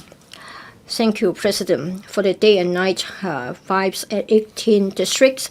In fact, the impact is positive, but then many are worried that they may be duplicated and the activities would just look more or less the same. We want to have high quality development and we need high quality data. So, Secretary, there are activities attracting hundreds of thousands of visitors, but how many of them are just walk-in visitors and how many of them are tourists from outside? If we haven't got the data, it will be difficult for us to tell which should be repeated, which appeal to visitors and which appeal to tourists. We need to have gather the data, like making use of the smart payment methods. I think such has been practiced on the mainland so that they can even tell the source markets of the tourists, that is, from which provinces, from which cities the tourists come. That would be important for the long-term development of bazaars. Secretary. President, I thank Mr. Chiu for his question and his advice for the application of technologies. I think all government departments embrace the idea. Mr. Chiu has asked a question referring to different districts, like what I have said in reply to Mr. Lee Chen-keung's question. Each district has got its own characteristics, and we should ride on that advantage. Between January and May, 26 day and night vibes activities will be held or have been held, and not all of them are night bazaars. In different districts, we try to create a favorable atmosphere, attracting more people to join. In this way, we can enhance the feel-good factor. Currently, it depends on the scale of the bazaar, like in the case of Shamshay.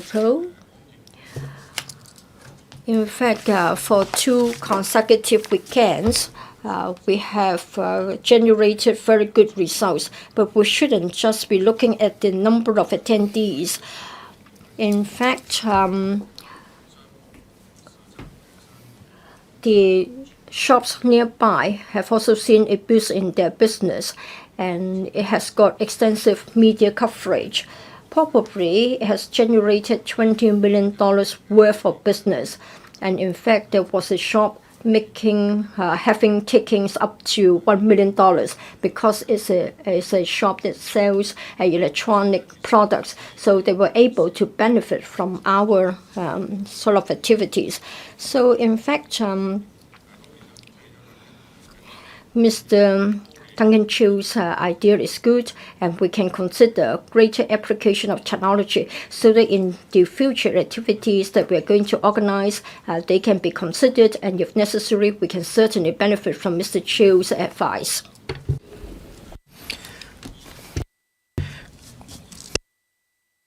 Government Bill, first reading, Stamp Duty Amendment Bill 2024.